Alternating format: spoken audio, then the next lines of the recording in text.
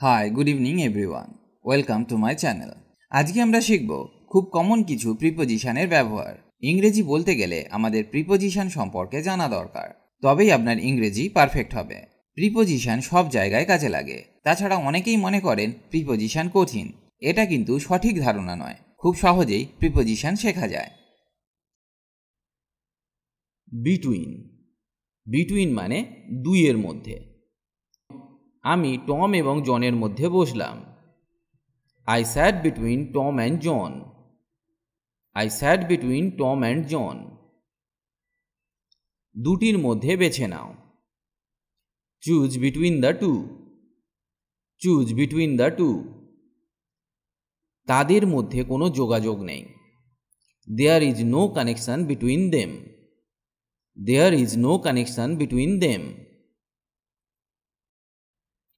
Besides. Besides মানে ছাড়াও বা উপরন্তু। সে ইংরেজি ছাড়াও দুটি ভাষায় কথা বলতে পারে। He speaks 2 languages besides English. আমি ছাড়াও তার 4 বন্ধু রয়েছে। Besides me, he has 4 friends. ফুটবলের পাশাপাশি সে ক্রিকেটও খেলে। Besides football, he plays cricket also. Besides football, he plays cricket also.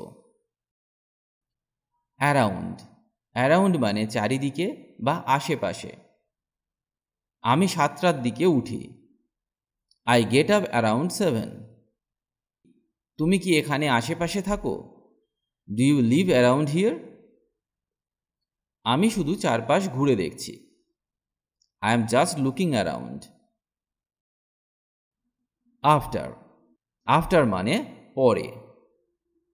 সে সব সময় অর্থের পেছনে দৌড়ায়। He always runs after money. He always runs after money. বাসটি 8টার পরে ছাড়ল। The bus started after 8 a.m. The bus started after 8 a.m. Against. Against মানে বিরুদ্ধে বা বৈপরীত্য বোঝাতে ব্যবহার করা হয়। আমি এটা আমার ইচ্ছার বিরুদ্ধে করেছি। I did it against my will. I did it against my will. সে দেওয়ালে হেলান দিয়েছিল। She leaned against the wall. She leaned against the wall. At. কটা বাজে সময় বলতে at বসে, যেমন at 10:30. সানরাইজ এবং সানসেটের আগে at বসে। হলিডেজ উইথাউট ডেজ এর আগে at বসে, যেমন at Christmas, at Easter, at new year ইত্যাদি। On, over, above. কোনো কিছু উপরে বোঝালে কিন্তু ছুঁয়ে থাকলে অন বসবে, যেমন কাপটি টেবিলে রাখো। Put the cup on the table. উপরে কিন্তু ছুঁয়ে না থাকলে ওভার বসবে, মানে বেশ কিছুটা উপরে, যেমন পাখাটি আমার মাথার ওপর ঘুরছে। The fan is moving over my head. অনেক উপরে থাকলে অ্যাবাভ বসবে, যেমন মেঘগুলি আমাদের মাথার উপরে। The clouds are above our heads. The clouds are above our heads. From. Point of time মানে নির্দিষ্ট সময় বোঝাতে সিন্স এবং ফ্রম দুটোই ব্যবহার করা যেতে পারে, তবে বেশিরভাগ ক্ষেত্রে পারফেক্ট টেন্সে সিন্স ব্যবহার করা হয়, আর ফ্রমকে যে কোনো টেন্সে ব্যবহার করা যেতে পারে, যেমন রবিবার থেকে আমাদের ছুটি শুরু হবে। Our holiday will start from Sunday. সোমবার থেকে সে ছুটিতে ছিল। He was on leave from Monday. Among. Among মানে দুইয়ের বেশির মধ্যে।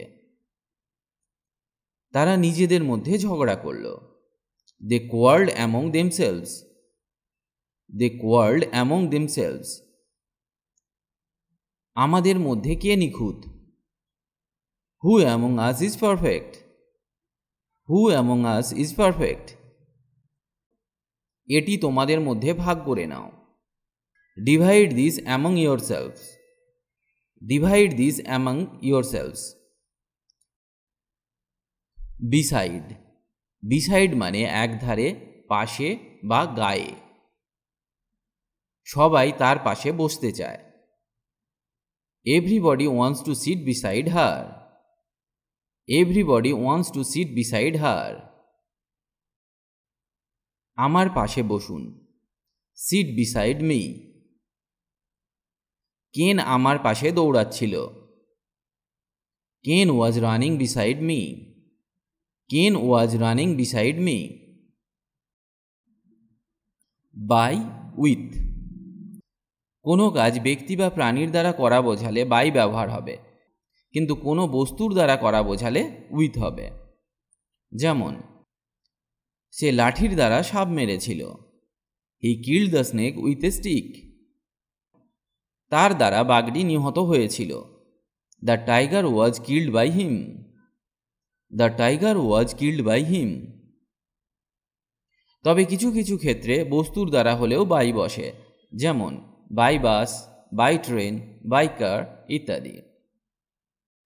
বিহাইন্ড। বিহাইন্ড মানে পেছনে, আড়ালে, দেরিতে। যেমন, আমি তার পিছনে আছি। I am behind him. I am behind him. ট্রেনটি দেরিতে চলছে। The train is running behind time. তোমার পিছনে তাকাও। Look behind you. Look behind you. আমি একটা গাছের আড়ালে লুকালাম। I hid behind a tree. I hid behind a tree. Below. Below মানে নিচে বা কমের দিকে। দয়া করে নিচের পাঠ্যটি পড়ো। Please read the text below. Please read the text below. তাপমাত্রা 40-এর নিচে। The temperature is below 40। The temperature is below 40। তোমার কাজ গড়ের নিচে। Your work is below average. Your work is below average. আমার ঘর ঠিক নিচে। My room is just below. Since, for, from. Bangla বাক্যে যখন যেহেতু, থেকে ইত্যাদি থাকবে তখন আমরা সিন্স ব্যবহার করব। যেমন, আমি জুলাই থেকে এখানে আছি। I have been here since July. Since July মানে জুলাই থেকে। গতকাল থেকে বৃষ্টি হচ্ছে। It has been raining since yesterday. কিন্তু যদি বলতাম, আমি এখানে 2 ঘন্টা ধরে অপেক্ষা করছি, তাহলে তার ইংরেজি হবে I have been waiting here for 2 hours. 2 ঘন্টা ধরে, ফর 2 আওয়ার্স। বাংলা বাক্যে যদি 2 ঘন্টা ধরে, 5 দিন ধরে ইত্যাদি থাকে তাহলে আমরা ফরকে ব্যবহার করব। বাংলা বাক্যে যখন যেহেতু, থেকে ইত্যাদি থাকবে তখন আমরা সিন্স ব্যবহার করব। বিয়ন্ড। বিয়ন্ড মানে আরও দূরে, ছাড়িয়ে বা পেরিয়ে। তার সৌন্দর্য বর্ণনার বাইরে। Her beauty is beyond description. Her beauty is beyond description. আমার বাড়ি সেই ব্রিজের ওপারে। My house is beyond that bridge. My house is beyond that bridge. নদীটি বনের ঠিক ওপারে। The river is just beyond the forest. Vineet.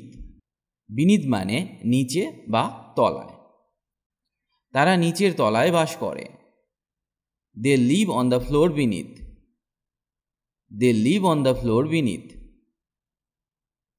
Tom গাছের নিচে বসে আছে বা টম গাছের তলায় বসে আছে। Tom is sitting beneath the tree. Tom is sitting beneath the tree. টেবিলের নিচে টাকা লুকানো ছিল। The money was hidden beneath the table. The money was hidden beneath the table. Into. গতিতে বাইরে থেকে কিছু ভেতরে এলে ইনটু ব্যবহার করা হয়। যেমন সে ঘরের মধ্যে দৌড়ে এলো। He came running into the house. He came running into the house. অবস্থার পরিবর্তন বোঝালে ইনটু হয়। যেমন জল জমে বরফ হয়। Water freezes into ice. Of, from. যখন কোনো পদার্থ থেকে কোনো বস্তু তৈরি হয় তার আগে অফ কিংবা ফ্রম ব্যবহার করা হয়। যদি পদার্থটির কোনো পরিবর্তন না হয় তাহলে অফ বসবে, আর যদি পরিবর্তন হয় তাহলে ফ্রম বসবে। যেমন এই নেকলেসটি সোনার তৈরি। This necklace is made of gold. এখানে সোনার কোনো পরিবর্তন হয়নি, যা ছিল তাই আছে, অতএব এখানে আমরা অফকে ব্যবহার করব। আঙুর থেকে মদ তৈরি হয়। The wine is made from grapes. এখানে আঙুর ছিল, হয়েছে মদ। পদার্থটার পরিবর্তন হয়েছে, তাই আমরা এখানে ব্যবহার করলাম ফ্রম। আজ এখানে এই ভিডিওটি শেষ করছি। আশা করি আজকের ক্লাসটি আপনাকে অনেক হেল্প করবে ইংরেজি শিখতে। ইংরেজিতে কথা বলার ইচ্ছে থাকলে আপনাকে অবশ্যই প্রতিদিন অভ্যাস করতে হবে, তবেই আপনি দ্রুত ইংরেজি বলতে শিখবেন। কারণ প্র্যাকটিস ইজ দ্য কি টু সাকসেস। অভ্যাসই হলো সাফল্যের চাবিকাঠি। তার সাথে আপনাকে শিখতে হবে বেসিক কিছু ইংলিশ গ্রামার, যেমন tense, parts of speech, preposition, model verbs, helping verbs ইত্যাদি। কারণ এদের ব্যবহার না জানলে সঠিক ইংরেজি শেখা সম্ভব নয়। অনেকেই এদেরকে শিখতে পারেন না, কারণ তারা মনে করেন ইংরেজি গ্রামার খুব কঠিন। আপনি আমাদের গ্রামার ক্লাসগুলি মন দিয়ে দেখুন, খুব সহজে সমস্ত গ্রামারগুলি শেখানো আছে, যা একবার দেখলেই আপনি শিখে যাবেন। লিঙ্ক ডেসক্রিপশন বক্সে পেয়ে যাবেন। সবাই ভালো থাকুন আর আমার সাথে ইংরেজি শিখতে থাকুন।